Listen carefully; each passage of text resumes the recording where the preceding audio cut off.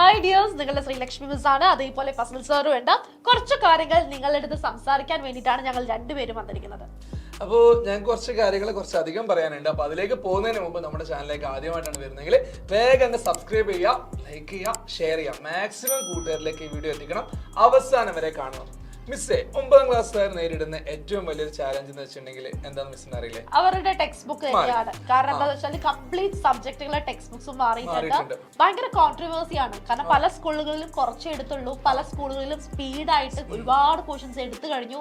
ഓണപരീക്ഷയാണ് വരുന്നത്. സോ മക്കൾ ഭയങ്കര ഫ്രസ്ട്രേഷനിലായിരിക്കും എന്നാണ് എനിക്ക് തോന്നുന്നത്. അതായത് ചുരുക്കി പറഞ്ഞാൽ 8, 9, 10 ക്ലാസ്സിൽ നമ്മൾ എടുത്തു കഴിഞ്ഞിട്ടുണ്ടെങ്കിൽ അത് ഏറ്റവും കൂടുതൽ ചാലഞ്ചസ് ഫേസ് ചെയ്യുന്ന ഒരു ടീം എന്നുള്ളത് 9ാം ക്ലാസ്സിലെ നമ്മുടെ മക്കളാണ്. അപ്പം ഏകണ്ട മക്കൾ ഒരിക്കലും നിരാശപ്പെടാൻ പാടില്ല, ഒരു പേടിക്കാൻ പാടില്ല. അപ്പൊ നിങ്ങളോട് 2-3 കാര്യങ്ങൾ ഇമ്പോർട്ടന്റ് ആയിട്ട് പറയാൻ വേണ്ടിയിട്ടാണ് വന്നത്. ഇപ്പൊ നമ്മൾ ഓണം എക്സാമിനേഷൻ എന്നാ വരാന്ന് മിസ്സേ നമുക്ക് ഒരു ചെറിയ ധാരണ ഉണ്ടല്ലേ? നമുക്ക് ടൈം ടേബിൾ വന്നു. ടൈം ടേബിൾ മീൻസ് എന്നാണ് നമുക്ക് ഓണപരീക്ഷ സ്റ്റാർട്ട് ചെയ്യുന്നത്, വെക്കേഷൻ എപ്പോഴാണെന്നുള്ളതൊക്കെ വന്നു കഴിഞ്ഞിട്ടുണ്ട്. സെപ്റ്റംബർ 1st വീക്കിലാണ് നമ്മുടെ എക്സാം വരുന്നത്. അപ്പൊ അതിലൊരു മാറ്റം ഉണ്ടാവില്ല. ഇനി സെപ്റ്റംബർ 1st വീക്ക് എന്ന് വെച്ചാൽ ഇപ്പൊ ജൂലൈ ആയി. കണ്ണടച്ച് തുറക്കുമ്പോഴേക്ക് എന്ത് ചെയ്യും? ജൂലൈ അങ്ങ് പോകും. പിന്നെ ഓഗസ്റ്റും അത് തീർന്നാൽ പിന്നെ സെപ്റ്റംബർ. ചില ആളുകളെ ഇപ്പൊ മനസ്സിൽ വിചാരിക്കുന്നത് ജൂലൈ ഓഗസ്റ്റ് ഉണ്ടല്ലോ, 2 മാസം ഉണ്ടല്ലോ എന്നാണ്. പക്ഷെ അത് വലിയൊരു ടാസ്ക് ആണ്. കാരണം എന്താണെന്ന് വെച്ചാൽ ഇവർക്ക് പരീക്ഷക്ക് 3ഓളം ചാപ്റ്റേഴ്സ് പഠിക്കാനുണ്ട്. അതാണ് ശരിയാണ്. ശരി, വേറെ കാര്യം ആലോചിക്കണം മിസ്സേ. സ്കൂൾ തുറന്നിട്ട് 1 മാസമായി എന്ന് പറഞ്ഞാൽ നമ്മള് 1 മാസമായോ? അപ്പൊ ആ 1 മാസം പോയ വേഗത നമ്മൾ ആലോചിച്ചാൽ മതി. അപ്പൊ പെട്ടെന്ന് തന്നെ 2 മാസം പോകും. അപ്പൊ അവിടെ നമ്മൾ നേരിടുന്ന ഏറ്റവും വലിയ ചലഞ്ച് എന്താണെന്ന് വെച്ചാൽ, ഒരു വലിയൊരു പ്രശ്നം എന്താ വെച്ചാൽ ഇവർക്കൊരു മോഡൽ ക്വസ്റ്റ്യൻ പേപ്പർ പോലും കിട്ടാനില്ല. എങ്ങനെയാണ് ചോദ്യങ്ങൾ വരിക എന്ന് നമുക്ക് അറിയില്ല. എക്സാമിനേഷൻ പാറ്റേൺ അറിയാൻ പറ്റില്ല. ചിലപ്പോൾ നല്ല വ്യത്യാസം ഉണ്ടാവാം, ചിലപ്പോൾ പഴയതുപോലെ ആയിരിക്കാം. നമുക്ക് ഒന്നും പറയാൻ കഴിയില്ല. പഴയ ചാപ്റ്ററും പുതിയ ചാപ്റ്ററും നമ്മൾ കമ്പയർ ചെയ്യുമ്പോൾ എല്ലാം എൻറ്റയർലി ഡിഫറെന്റ് ആണ്. അപ്പൊ അതിൽ നിന്നൊക്കെ എങ്ങനെയാണ് ചോദ്യങ്ങൾ വരികയെന്ന് പോലും നമുക്ക് പ്രിഡിക്ട് ചെയ്യാൻ പറ്റില്ല. ആ ചോദ്യത്തിന്റെ പോരാതെ നമുക്കറിയാം ഒരു ചാപ്റ്ററിന് എത്ര മാർക്കിന് വെയിറ്റേജ് വരും ഒന്നും തോന്നുന്നില്ല.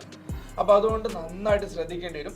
അപ്പൊ ഇതൊക്കെ മിസ് ഒന്ന് ഡീറ്റെയിൽ ആയിട്ട് ഇവരോട് പറയണ്ടേ? കാരണം 9ാം ക്ലാസ്സിന്റെ ആദ്യത്തെ എക്സാം ആണ് അവർക്ക് വരാൻ പോകുന്നത്. അപ്പൊ അതിന്റേതായിട്ടുള്ള ഇമ്പോർട്ടൻസോട് കൂടി തന്നെ നമ്മൾ അത് അറ്റൻഡ് ചെയ്യണം.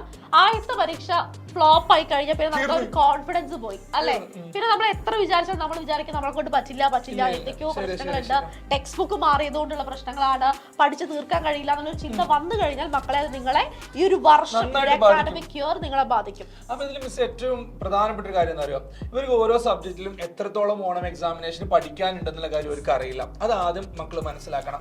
പിന്നെ ഓണം എക്സാമിന് നമുക്കൊരു സ്ട്രാറ്റജി വേണം, മാർക്ക് സ്കോർ ചെയ്യണം. പിന്നെ നമ്മളുണ്ടല്ലോ മിസ് പറഞ്ഞതിന് നേരെ ഒരു ഓപ്പോസിറ്റ് വേർഷൻ ഉണ്ട്. എന്താണെന്നറിയോ?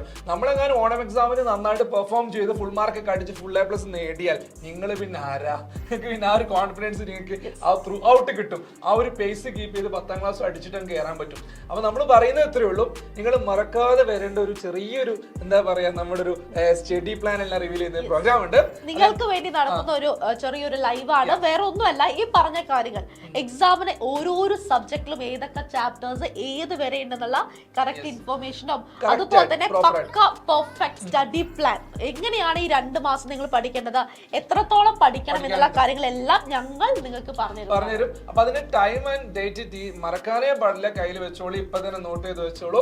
ഇതാണ് നമ്മുടെ ബുധനാഴ്ച, വെനസ്ഡേ അതായത് തേർഡിന്. ഇന്ന് ഫസ്റ്റ് ആണ്, സെക്കൻഡ് തേർഡിനാണ്.